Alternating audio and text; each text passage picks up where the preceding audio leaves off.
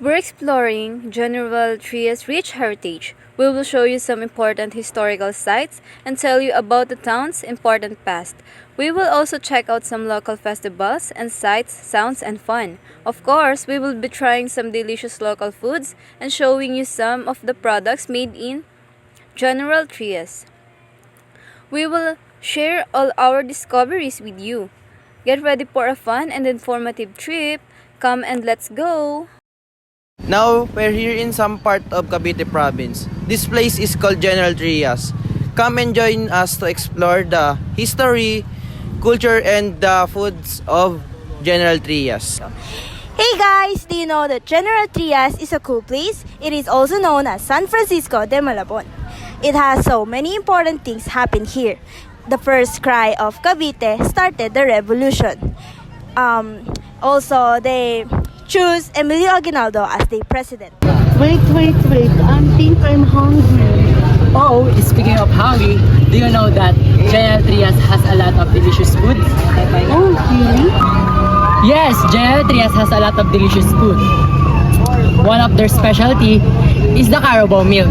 Carabao milk is originated in General Trias. They use it to make milk and other sweets like queso puti. I want to taste that so badly. General Trias is very famous for their unique product. The Valenciana is Cavite's well-loved rice and meat dishes.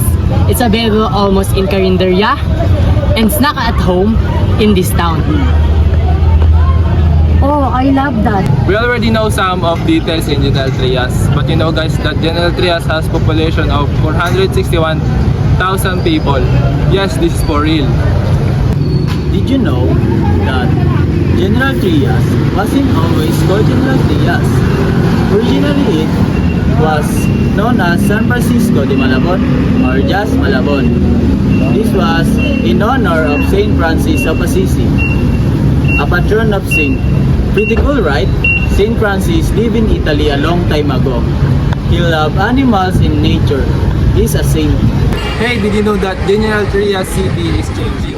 Lots of house, shops, and roads are built. It's a great place to live. It's a modern but still feel relaxed and peaceful. Perfect for families, workers, and people who want to invest.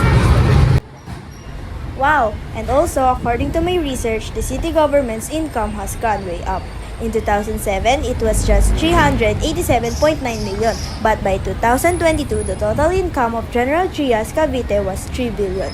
This extra money has really helped the city government provide better service to its people. It's awesome to see this kind of progress. Next, the city councilors.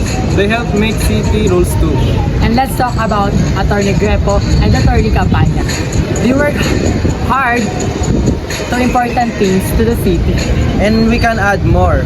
Kyle Salazar, JM Calumna, Major Gani Colanding, Joey Carampot, Christine Perdito, Bebencio Lazares Jr., Richard Parin, and Alfredo Ching. and Hernando Granados. They all help too. They all work hard to General Trias. It's good to know who our leaders are. Hi, General Trias speaks mostly Tagalog and English. Filipinos likes Tagalog. English is our national languages. Some people likes to speak Caviteño or Chamorano. It's an older languages, mostly in home, in a place like San Roque or Caridad. So you'll hear the mixed languages here. Hey everyone, today we're here to explore the culture, village and festival of General Trias Cavite. Oh, interesting. Some people here are Catholic. You see a lot of churches and religions celebrate here. But there's other religions too.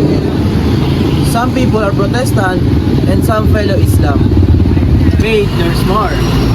You guys know that they have a lot of beliefs in General Trias.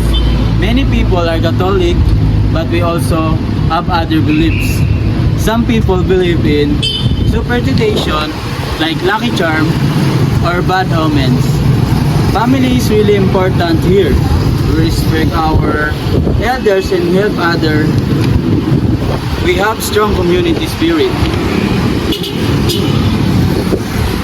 Always helping neighbors. It's a mix of Catholic faith in all Philippines. Oh, what a nice information. And let's talk about festivals. The biggest one is the Valenciana Festival. It's a big party. All about celebrating General Trias history and culture. There's even a cooking contest, the Valenciana Cooking Festival. Sounds delicious.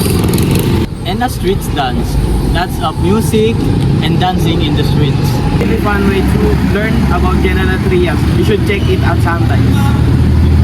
So there you have it. General Trias. It's more than just a city. It's a journey of discovery waiting for you.